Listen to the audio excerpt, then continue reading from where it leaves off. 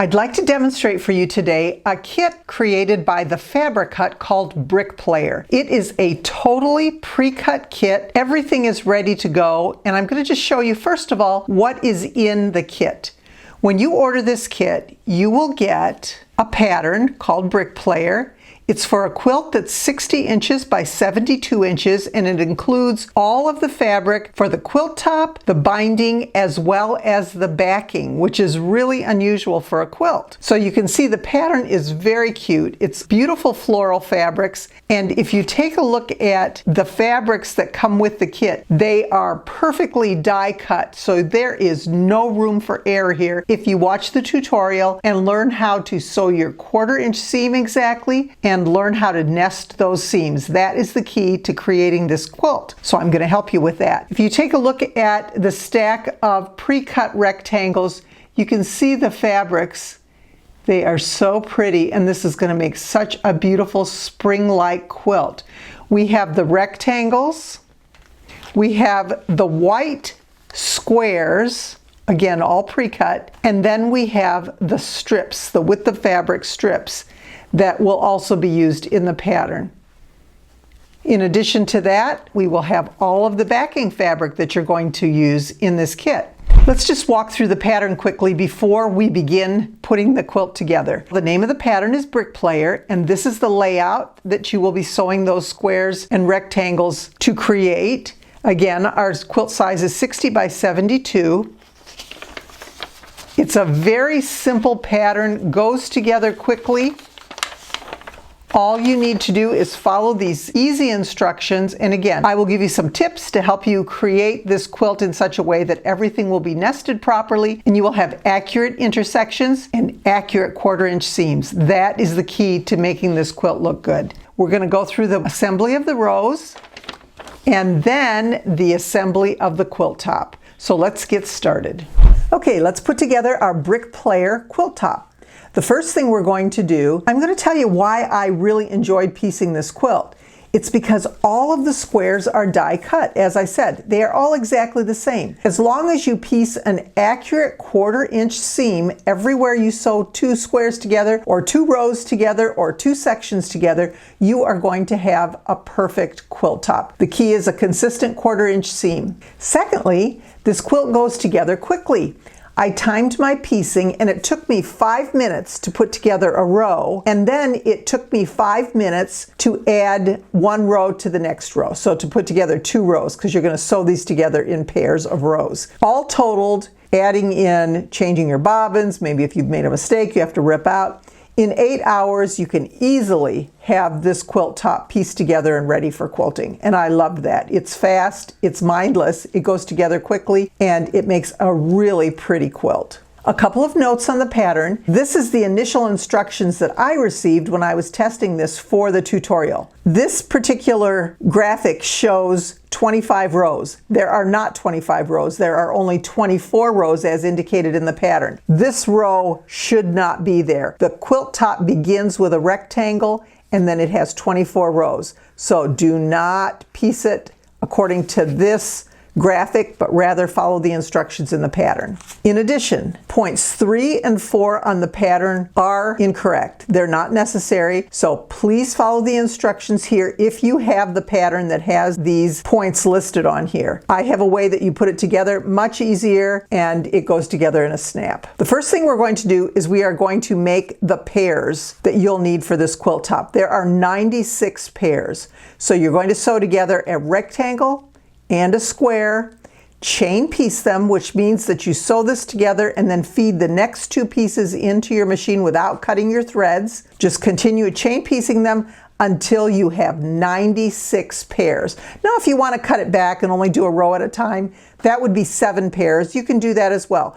But sometimes just piecing all of those together and then pressing them toward the white square is going to save you some time as you piece the rows together. So my suggestion would be to piece all 96 pairs together, a rectangle plus a square, and press each one toward the white square. So using our fabric as an example here, this is our rectangle, this is our square. I am going to piece 7 together for a row. If you don't want to piece all 96 together, if that's too cumbersome for you, you can just do a row at a time or 2 rows at a time, whatever you like. Sew right sides together. You can't really tell with this because it's just a solid, but you're going to put right sides together, sew a 1/4 inch seam. Then you will feed your next piece into your machine, right sides together. You don't really need to pin, it's a short seam. And then this is going to follow 1/4 inch seam, and just continue that as long as you want to make as many pairs as you want, and then you will press toward the white square. So I have chain pieced all of the pairs that I need for 1 row, which would be 7. I'm going to use my thread cutter. As you can see, they're all hooked together still. So all you do with this is you just go through and you cut your threads. It works really fast. If you did all 96 pairs, this goes together quickly, and then we are going to press all of them toward the white square, which means that you're going to have the white square on the top on your pressing surface, and then press in this direction. You want to use some pressing solution on this just to make sure that they lay nice and flat, so that when you sew your rows together, everything matches nicely. So go ahead and press all of your pairs toward the white square. If you just want to do a row at a time, you'll press 7. If you want to do all of them at one time, you'll press 96. I have sewn all of my pairs together for 1 row, separated them out. So I just want to make sure that I have my fabric pieces so that I have different fabrics that are going to be chained next to each other in the brick layout. So what we'll do is, we've got our 7 pieces. All of our rows, all 24 rows, are going to begin with a rectangle. We are going to sew them together, one after the other until we get 7. So we're going to do right sides together, and you want to line up your pieces so that it doesn't start to get skewed. That's important. So I like to do them in pairs, 2, 2, 2, and then add the 7th one on the end of the 3rd set. So if we go ahead and sew these together, I'm going to sew this one together.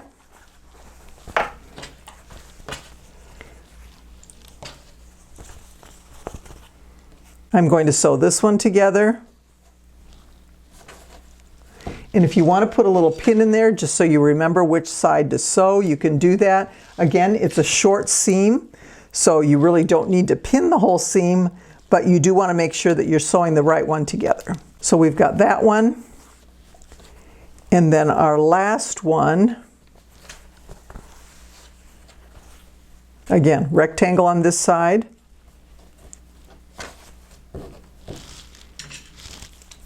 And we've got 1 left over because it's 7. So we're going to add this one to the end of that 3rd set of 2 pairs. Now go ahead and sew all of these seams. Once you've done that, you're going to add each piece to make a row of 7. So go ahead and sew those together. I have sewn all 24 rows together. I have pressed them all, beginning with the rectangle toward the right. Okay, all 24 rows. Now, when we assemble these, we're going to assemble our rows in pairs. Row 1 plus row 2, 3 plus 4, 5 plus 6, and so on. So we want to make sure that we have these nesting together, and they are going to give that brick-like pattern. So our even number rows are going to be flipped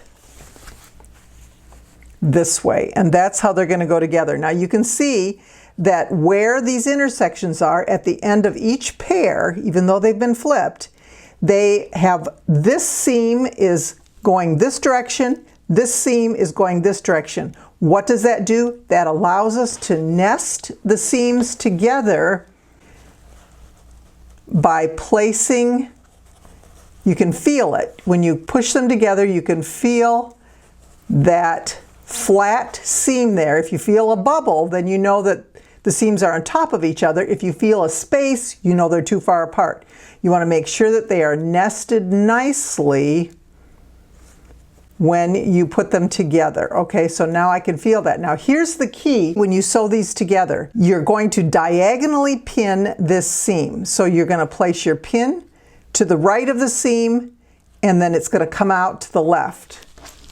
You're going to do the same thing in this direction, to the left of the seam, and it's going to come out on the right. Once you do that, when you approach this, you pull your pins out, those seams are going to stay locked in place. The other thing that this does is sometimes when we sew, we have an issue with this flipping in this direction, and you've got that anchored down, so that's not going to happen. So here we go. Then I pin all along the way. This seam, since that's going to be hidden, I put a pin in it just to keep it laying flat. I'm going to do the same thing as I go along. Here's another seam that needs to be nested, our second one. Put it together. Make sure that you have that flat feel to it. We're going to place a pin to the right of the seam, comes out to the left.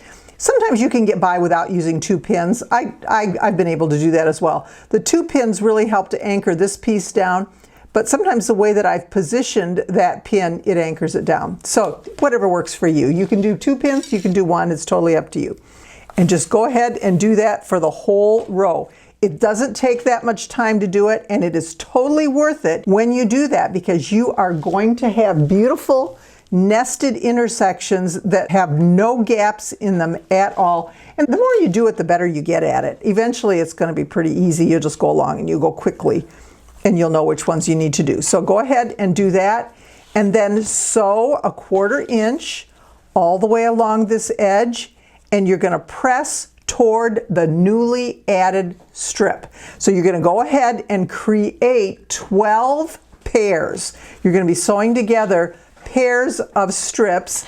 Remember to follow the instructions exactly as I said. When you flip that second row, the 4th row, the 6th row, the 8th row, it's going to make a huge difference. You'll sew those together, and then once you've done that and pressed toward the newly added strip, all you have to do is connect those pairs together.